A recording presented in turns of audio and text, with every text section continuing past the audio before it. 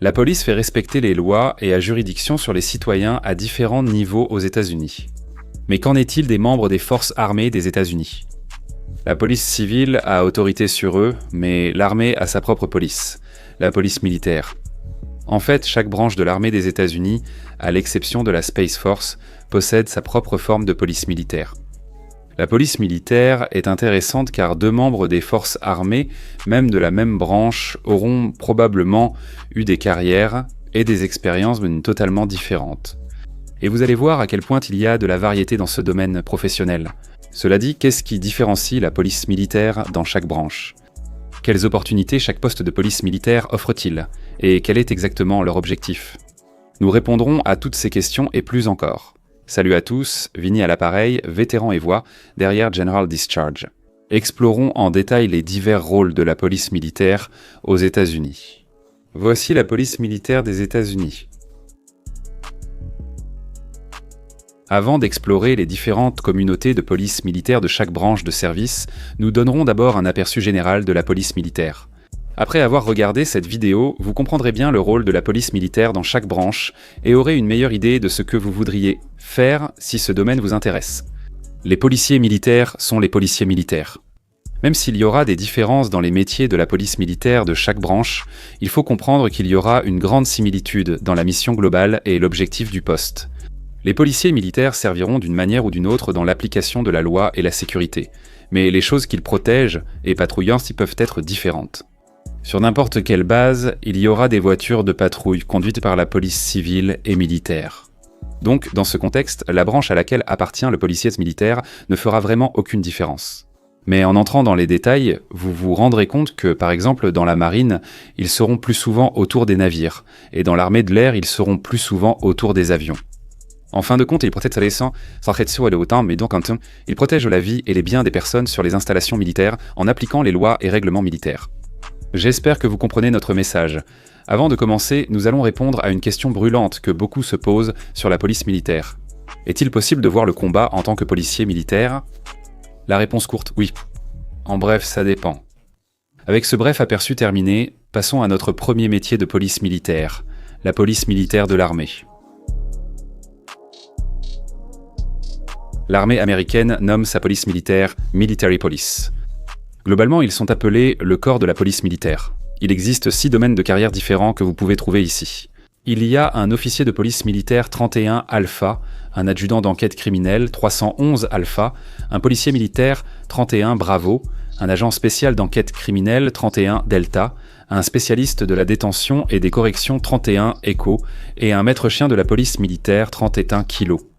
En raison du fait que l'armée de terre est la plus grande branche de l'armée américaine et qu'elle est une branche axée sur la guerre terrestre, les policiers militaires auront naturellement plus d'opportunités de travailler dans des environnements de combat et hostiles. Ils sont utilisés en combat direct et en temps de paix. Ils peuvent contrôler les pièces d'identité à l'entrée d'une base militaire aux États-Unis ou à l'étranger, patrouiller en voiture de police sur la base, répondre aux appels d'urgence, surveiller des prisonniers militaires, vous voyez le genre. Cependant, ils bénéficient également d'opportunités uniques, telles que les patrouilles montées et à pied, les opérations de force d'intervention, le contrôle des dégâts, la reconnaissance de vol, les bouclages et fouilles, la sécurité des sites sensibles et l'escorte de convois et de personnel. Ils peuvent aussi travailler avec des chiens, suivre des formations de saut en parachute, d'assaut aérien, de rangers et plus encore dans l'armée. En tant que membres de l'armée, ils peuvent aussi servir dans des équipes spéciales comme l'équipe d'intervention spéciale. Special Response Team, qui fonctionne comme une équipe Special Weapons and Tactics de la police. Des policiers militaires spécialement spécialisés de l'armée pourront servir dans la Special Response Team et intervenir lors de situations d'urgence à haut risque sur la base ou dans leur secteur. Le bataillon des services de protection est une unité de police militaire assurant la sécurité du personnel militaire de haut niveau. Ils sont comme le service secret pour le secrétaire à la défense et le chef d'état-major de l'armée. Et il y a aussi des équipes de lutte contre la drogue, qui combattent et enquêtent sur les stupéfiants.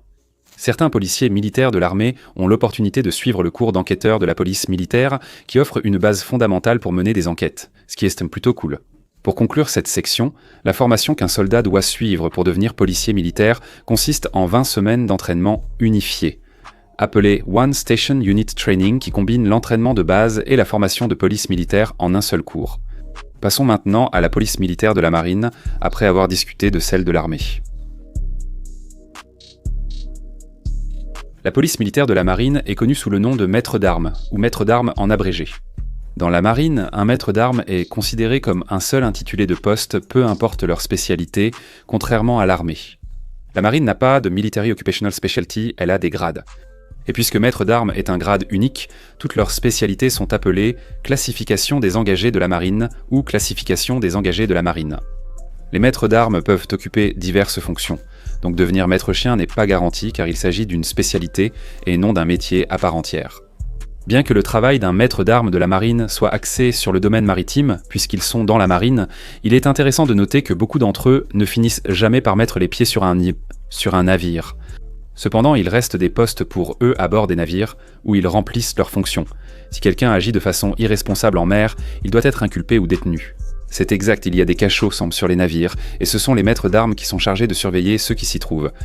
En dehors des navires, les maîtres d'armes de la marine peuvent garder des prisonniers, faire des patrouilles, travailler avec des chiens, assister le Naval Criminal Investigative Service, assurer la sécurité sur l'eau, mener des enquêtes limitées, garder des missiles nucléaires, avec le programme Personnel Reliability Programme et bien plus encore.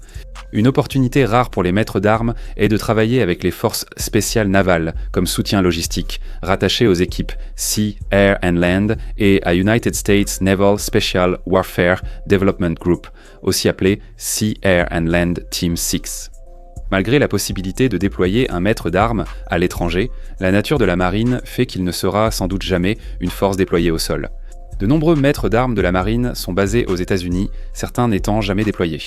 Plus ils montent en grade, plus leur rôle au sein de leur commandement devient administratif. Les opportunités de formation pour un maître d'armes varient selon son affectation, mais un cours unique disponible est le cours Phoenix Raven de l'États-Unis Air Force, détaillé dans la section dédiée à l'armée de l'air. La formation High School de la marine pour devenir Master at Arms dure 9 semaines à la base aérienne de Lackland, au Texas, mais cela pourrait changer. Austin Alexandre est un ancien Master at Arms de la marine, dont vous avez peut-être entendu parler. D'anciennes vidéos le montrent parlant de sa vie comme maître d'armes dans la marine. Maintenant que la police militaire de la marine est couverte, passons à la police militaire du corps des Marines. La police militaire du corps des Marines est aussi simplement appelée police militaire, pas de nom sophistiqué pour eux. Leur code Military Occupational Specialty est 5811. Cependant, il existe d'autres codes Military Occupational Specialty selon leur spécialité. Les policiers militaires des Marines maintiennent l'ordre sur les bases du corps des Marines. Ils patrouillent en voiture de police, contrôlent que les pièces étant d'identité, travaillent avec des chiens et peuvent surveiller des prisonniers sains. Alors que le corps des Marines est souvent connu comme la principale force de combat de l'armée américaine, il est intéressant de noter que ces dernières années, la mission et les objectifs de leur police militaire ont délaissé l'accent mis sur le travail sur le champ de bataille ou en zone de combat. La restructuration du corps des Marines pour le plan Force Design. 2030 a eu un impact sur la police militaire en fermant leurs 3 bataillons de maintien de l'ordre, qui servaient de policiers, militaires sur le terrain. De plus, les postes de policiers et militaires ont été supprimés. Cela ne signifie pas que les opportunités intéressantes pour les policiers et militaires des Marines ont disparu. Cependant, elles sont rares et peu fréquentes. Une opportunité intéressante pour les policiers militaires des Marines est de rejoindre les équipes spéciales d'intervention, Special Response Team, du corps des Marines, qui servent d'équipe Special Weapons and Tactics pour leur base. Les équipes Special Response Team des Marines, composées au CETRO de 7 à 14 membres, sont formées pour intervenir lors d'incidents et de scénarios à haut risque. Les policiers militaires subissent un endoctrinement durant leur sélection, puis reçoivent leur formation initiale une fois choisis. Seuls les meilleurs éléments peuvent y accéder, en réussissant un Physical Fitness Test et un Combat Fitness Test de première classe, ainsi qu'en obtenant un score d'expert au fusil et au pistolet. Il y a aussi des opportunités intéressantes de travailler dans une équipe de sécurité pour HMX-1, l'escadron d'hélicoptères transportant le président des États-Unis, et de soutenir le Marine Force Special Operations Command en tant que maître chien. Toutefois, le Marine Forces Special Operations Command pourrait supprimer ces postes. Vous connaissez peut-être les gardes de sécurité des Marines, aussi appelés Marine Security Guard. À ne pas confondre avec la police militaire. Bien qu'ils assurent des missions de sécurité, le poste de Marine Security Guard est ouvert à tous les Military Occupational Specialty dans les Marines et constitue un Military Occupational Specialty secondaire. Les Marines servent généralement 3 ans à ce poste, puis retournent à leur Military Occupational Specialty principal par la suite. Cela concerne aussi les agents du Criminal Investigation Division des Marines, qui sont des Marines en service actif menant des enquêtes. Le passage latéral au Criminal Investigation Division est possible pour les policiers militaires, mais aussi pour tout autre Military Occupational Specialty. Pour conclure sur les policiers militaires des Marines, leur école, située à Fort Leonard Wood au Missouri, dure 20 semaines pour les officiers comme pour les engagés. Il était crucial de souligner que les engagés sous contrat de police militaire ont 50% de chances d'être affectés comme police militaire des Marines ou de travailler dans la surveillance pénitentiaire militaire sans garantie absolue de pouvoir exercer en tant que policier militaire traditionnel.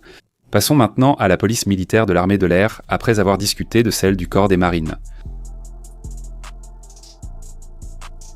Malgré les critiques des autres forces armées, l'armée de l'air propose d'excellentes opportunités de carrière, y compris dans sa police militaire. Cependant, la police militaire de l'armée de l'air n'est pas appelée police militaire, mais plutôt force de sécurité, et on peut les reconnaître à leur béret en bleu. C'est leur code de spécialité dans l'armée de l'air. Les aviateurs des forces de sécurité de l'armée de l'air accomplissent leur travail pour la force spatiale, qui en dépend. Les forces forment le plus grand domaine de carrière dans l'armée de l'air. Elles assurent les SQ-4, la sécurité des missiles, la défense et l'application de la loi sur les bases aériennes, gèrent les armes de combat et les chiens militaires, certains gardant même des armes nucléaires. L'armée de l'air gère le programme des chiens militaires. Alors, les forces de sécurité appliquent dans la loi et la discipline sur les installations et constituent la force de combat terrestre de l'armée de l'air, avec de nombreuses opportunités de formation au-delà des tâches typiques de la police militaire. En réalité, les forces de sécurité offrent un nombre impressionnant d'opportunités aux aviateurs. Il y a divers postes intéressants dans différentes unités où ils peuvent travailler. Leur version d'une équipe Special Weapons and Tactics, appelée équipe de service d'urgence, intervient lors d'appels plus intenses, comme toute équipe Special Weapons and Tactics. Il y a aussi éléments de réponse au sol pour aéronefs déployés, éléments de réponse au sol pour aéronefs déployés, et les Phoenix Ravens. Dagger est composé de petites équipes d'aviateurs des forces de sécurité qui assurent la protection des aéronefs de l'Air Force Special Operations Command, transitant par des aérodromes où la sécurité est inconnue ou insuffisante. Ils les accompagnent partout et assurent notamment la protection des forces. Les Phoenix Ravens sont des équipes de membres des forces de sécurité spécialement formées. Ils assurent la protection des aéronefs du commandement de la mobilité aérienne transitant par des zones à forte menace terroriste et criminelle. Ces opportunités nécessitent un processus de sélection pour les candidats. Les aviateurs des forces de sécurité peuvent également participer à divers programmes spécialisés tels que les missiles Stinger, les équipes d'engagement de précision rapprochées avec formation de tireurs d'élite, la garde d'élite, la force d'intervention tactique, les unités de chevaux militaires, le vol de patrouille maritime, le 820e groupe de défense de base, l'école des Rangers, et plus encore. Certains ont même l'opportunité d'aider le Bureau des enquêtes pénales spéciales de l'armée de l'air, qui est l'organisation militaire d'enquête criminelle de l'armée de l'air. La formation de l'aviateur pour intégrer les forces de sécurité se déroule sur environ 8 semaines et demie à la base aérienne de Lackland au Texas. Ne sous-estimez pas l'armée de l'air. Passons maintenant à la police militaire de la garde côtière. La garde côtière est une branche très unique de l'armée américaine. Comme elle dépend du département de la sécurité intérieure et seulement du département de la marine en temps de guerre, le fonctionnement de cette branche est un peu différent de ce à quoi on pourrait s'attendre, et la façon dont leur police militaire fonctionne en est une conséquence directe.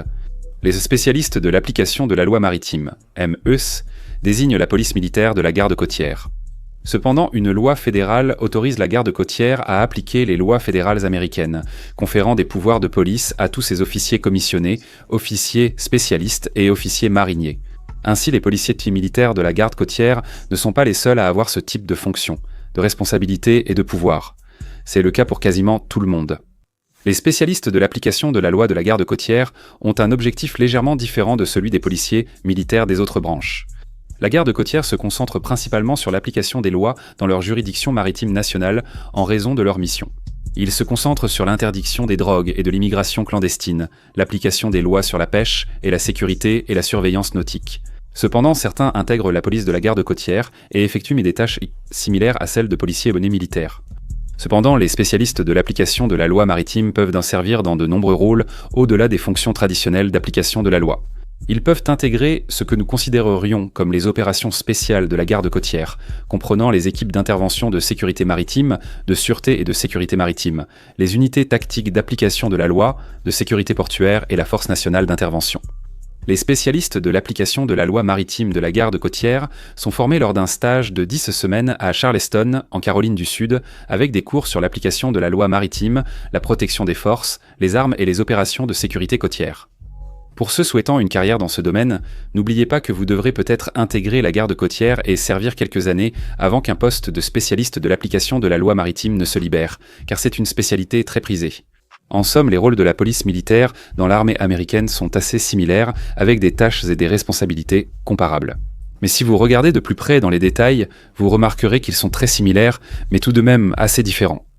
La branche militaire choisie influence grandement les opportunités de carrière. Mais comment l'armée américaine gère-t-elle les crimes en son sein? La police militaire peut faire respecter la loi, mais peu d'entre eux enquêtent sur les crimes pour les résoudre. C'est là que les organisations d'enquête criminelle militaire entrent en jeu, comme le Naval Criminal Investigative Service, le Criminal Investigation Division et d'autres similaires. Heureusement, nous avons une vidéo passant en revue chacune de ces agences d'application de la loi militaire. Scannez le QR code ou cliquez sur le lien en description pour visionner la vidéo. Eh bien voilà l'essentiel des métiers de la police militaire des États-Unis dans chaque branche. Si cette vidéo vous a appris quelque chose, mettez un like et abonnez-vous à notre chaîne. Merci de nous avoir regardés. Est-ce que tu veux vraiment être ici? Tous tes amis s'abonnent à Général Dicharge et toi tu ne veux même pas être ici.